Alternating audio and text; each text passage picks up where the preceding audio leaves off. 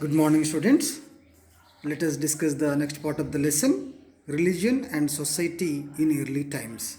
So, in the previous classes, we have discussed about how to religion introduced in our society. So, the Vedic time. So, our society divided into four categories. Okay, so those are Brahmins, Kshatriyas, Vaishyas, or Sudras. Okay, like that, people based on their professions. So, this type of division was started in our culture and society. Clear? So here already we have discussed in the previous, at the beginning, we don't have any religion, any type of caste system in our society.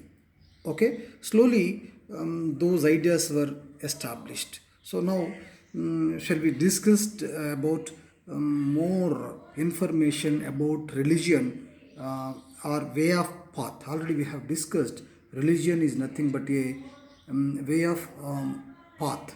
Okay, so some people follow some type of customs, okay, beliefs.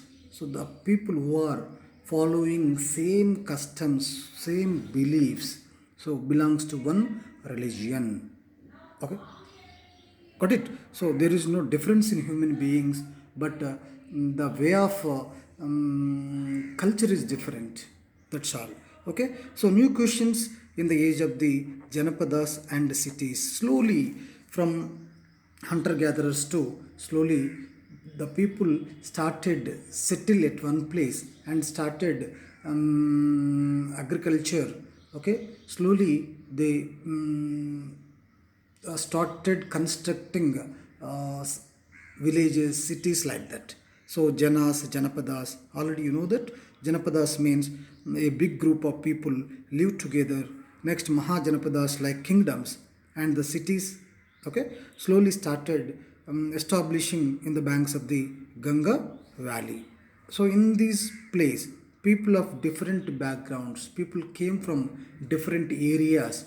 So to settle in the banks of the rivers. Why? Because river is most important for living.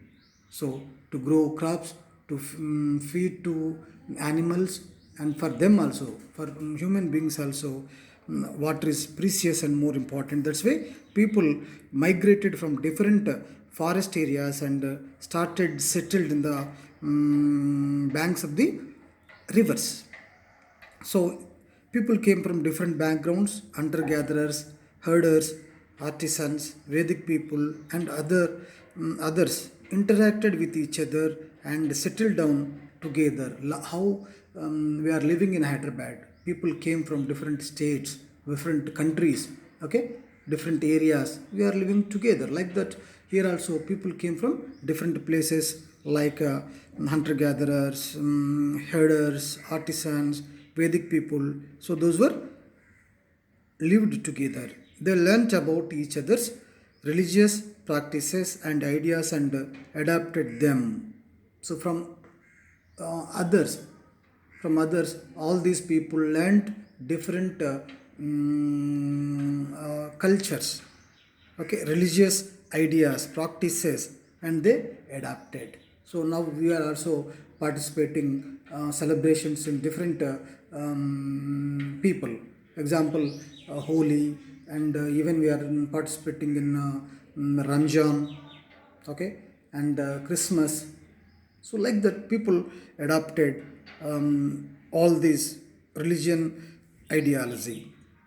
Thus, a mixed religious culture developed in which people performed Vedic sacrifices, worshipped fire, sun, rivers, mother goddess, like we worshipped animals like monkeys, elephants, snakes, and trees. So they also worshipped their ancestors and believed that souls continue to live even after the death of the body and or reborn. That's why they buried different articles along with the dead body.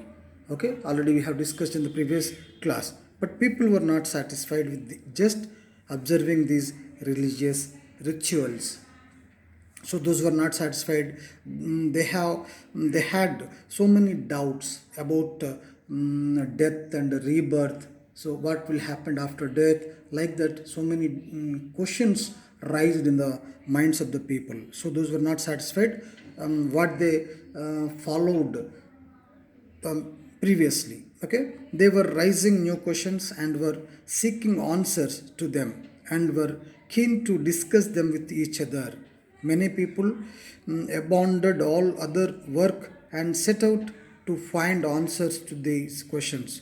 So many people tried to find these questions. They lived their personal lives, families, and the kingdoms, and they wandered here and there, and they searched for the truth, searched for the answers of those questions. Okay, we'll discuss those. What happens after death? So every person have this question, this doubt, and fear also. Not only doubt, fear also.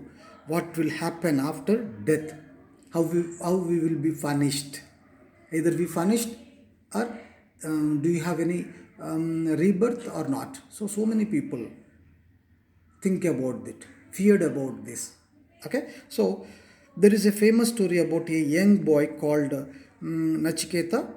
So maybe some your parents know about this story. You can ask them.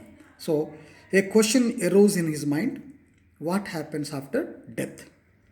So he thought that since Yama was the god of death, already we are having different gods. Already you know Yama Dharmaraju will take the soul of every human being or every living thing. So he's the responsible for that department. Okay, so like that. So he also thought that Yama was the god of death. He should ask Yama for an answer. So Nichiketa went straight to Yama to question him. So at the time these are all accessible, but now we can't see them. Okay, because more population is there. They went off to another earth, like that. Okay, next. In this quest for knowledge, he did not even fear the god of death. So Nachiketa went to Yama and asked him what happens after death. Without fear, he went near to Yama and asked. So mostly children don't have fear, I think. Okay, Yama wanted to avoid answering this complex question. It is a very complex question. It related to so many answers and questions. So that's why he tried to avoid. So to avoid this question, so Yama offered to Nichiketa lots of gold, silver, and cows. If only he would not insist on asking this question. Why the Yama had given all these gifts to him? To he tried to misguide him. Okay, so to avoid the answer. Next, but Nichiketa stuck to his question and forced Yama to answer. So Nichiketa never attracted towards gold, silver, and cows. So he was struck to his question and forced Yama to answer. Lord Yama was happy by seeing the determination and zeal of Nichiketa. Finally, after testing Nichiketa, so Yama Dharmaraju also satisfied his determination towards the work and the zeal of Nichiketa. But now the children will be easily diverted from their work. Okay, so they can attract towards TV, towards junk food, towards chit chat, towards entertainment. But Nichiketa was never. So he was struck to his question. So finally, the Yamadharmaraja tried to answer. Human beings are like those who follow the blind. So they follow blindly someone or some other issues. So they are in the delusion that everything is in the materialistic pleasures. So here delusion means false beliefs, the fixed false belief. There is no any basic for that. So they are in the delusion that everything is in the materialistic pleasure. Pleasure here means happiness. So enjoyment. So materialistic, by seeing some new thing, by seeing the gold, silver, we feel happy. Okay, so we try to get more assets, try to get more wealth, like that. We work for that. They can neither fulfill nor kill their recurring desires. Desire means korika, thirst. So they can neither fulfill, they cannot fulfill their desires. Why? Because desires are more. The list of desires are there, everyone. So desires will be create more and more. So one fulfilled, another will be born. So nor kill. They cannot leave the desires. So hence, take rebirth in this world again. So when they are having desires, so they will rebirth and again. If they don't have desires, they don't get rebirth. So like that, the Dharmaraju had given the answer. Truly, only Atma is permanent in this world. How can that be achieved with something that is momentary? He asked again. Thus, Yamadharmaraj explained the essence of Atma to Nachiketa. So, Nachiketa was satisfied with Lord Yama's answer and returned. This story is from a book called the Kathopanishad. So, this story was taken from Kathopanishad. So, you can search for this story in internet also. You can find more information about Nachiketa. So next, in those days, many people went to live in the forest and ashramas. So already you know that kings also, after the certain age, they went to forest and ashramas. Okay, in those ashramas, they meditated and pondered. So pondered means think about those questions. So over several questions. So already you know meditation. Next, they also had discussions with people who came to visit them and shared their teachings with others. So people who lived in ashramas were called rishis and munis, sages. So several kings were also in the forefront of this kind of thinking. So different kings also lived their kingdoms and went forest and they did meditation and they thought about different questions. They try to find the answers about different questions. So the views of these rishis and kings can be read in the texts called the Upanishads. So Yagna Valkya and Udhalaka Aruni were famed rishis of those times. Next, the rishis were in search of something which would neither die nor be afflicted by sorrow. So they try to search of something which would neither die nor afflicted. So they try to search about the death or afflicted and the cause of pain or sorrow. So they called this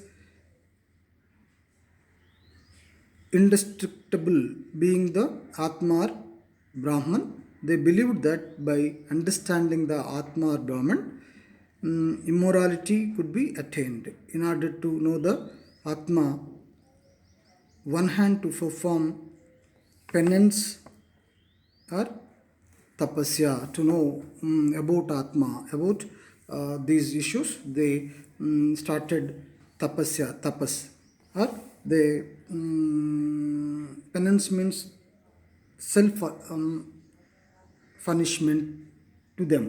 So they followed a strict activity. Okay, next. Parivarajikas. There were other seekers of truth who did not live permanently in any one place. So they wandered one place to another place. They roamed one place to another place for the search of answers for those questions. They left their homes and wandered from village to village and forest to forest. Hence, they were called Parivarajakas, wanderers, or bhikshus. Mendicants are those who begged. So those are called who wandered from one place to another place and forest to forest to search of those questions are called Parivarajakas or bhikshus. Among these Parivarajakas, Vardhamana Mahavira, Gautama Buddha, Makakali Goshala, and Ajita Keskambalini became very famous. So, how can one attain liberation from the cycle of birth and death? So, another question. So,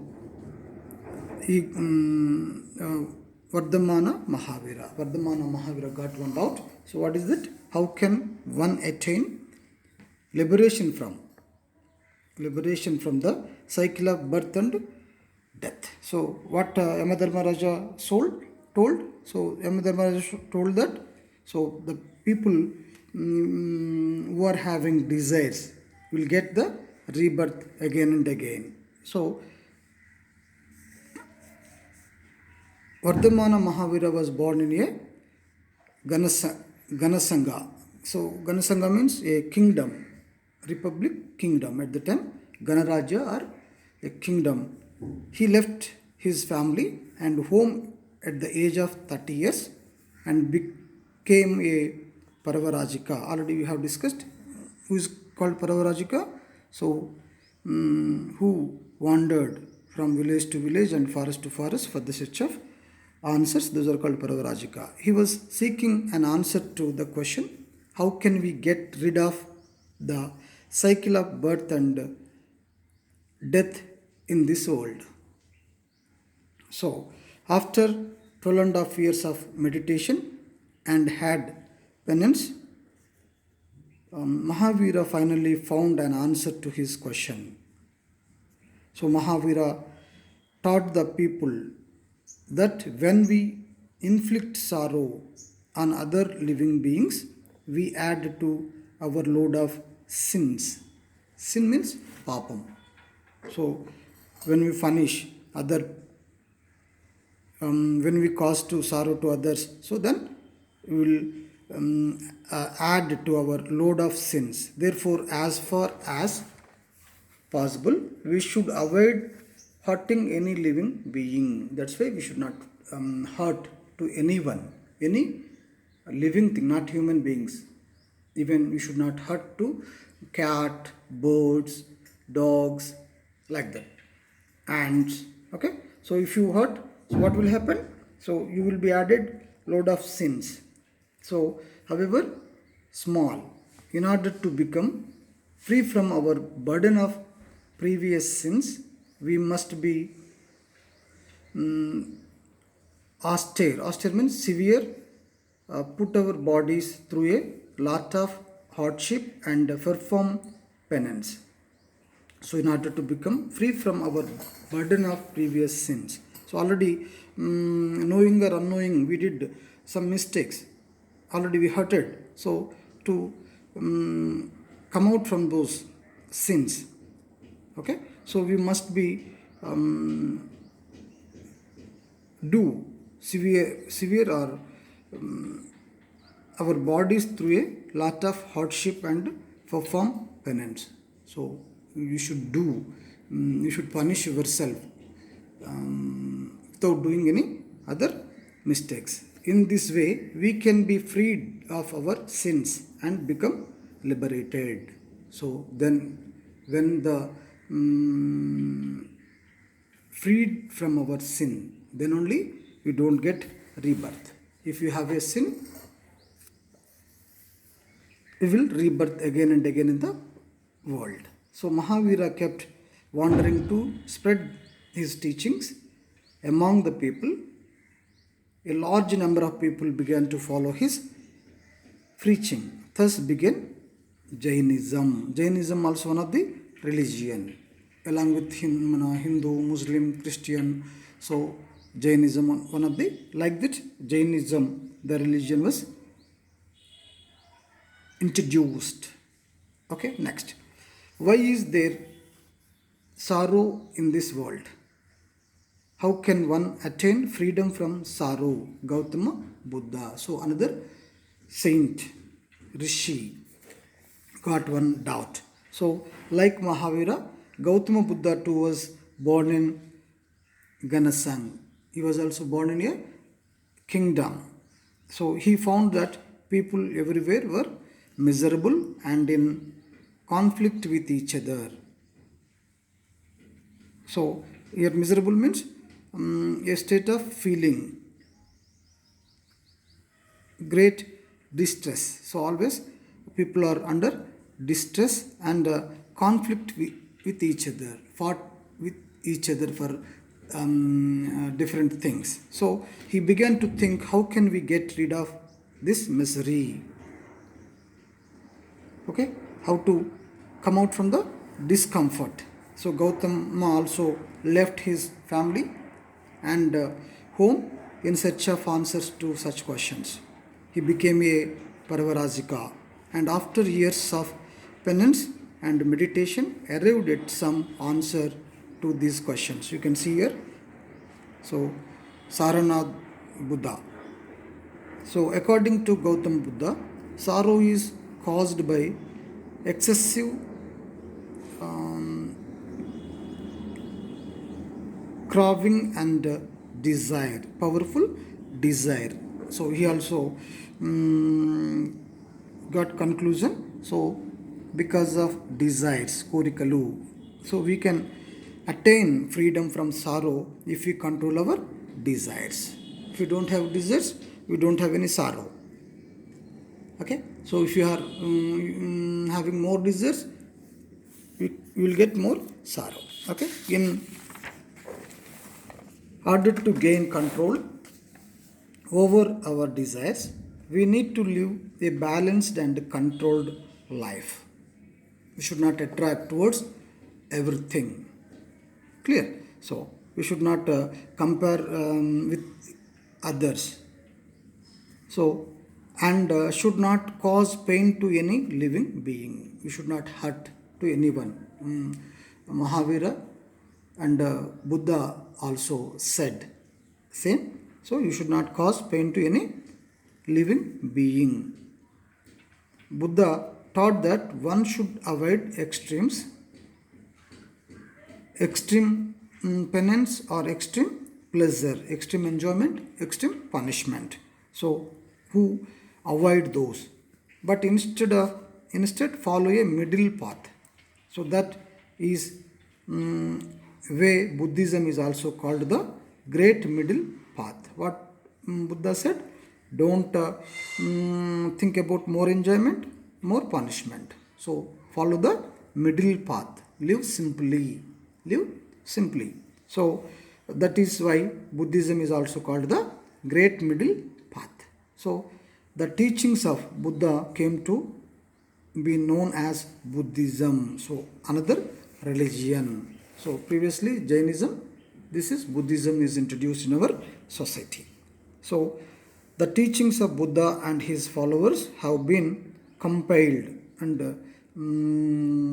produced books in three collections. They prepared books from his preachers. So those are called Tripitikas. So called the Sutta Pitika, the Abhidharma Pitika and Vinaya Pitika. So like how we are having Upanishads, Vedas, like that. In Buddhism, there are 3 books are there. Those are called 3 Pitikas. So 3 Pitikas are Sutta Pitika, the Abhidharma Pitika, and Vinaya Pitika. So all who are following Buddhism, so they follow these books. Clear? So like that, so many religions are introduced in our society. So in this lesson, we learned about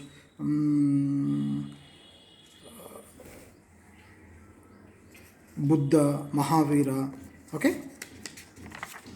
Clear? So with this lesson is completed. So I will post objective questions after this lesson. So write your own notes. Thank you.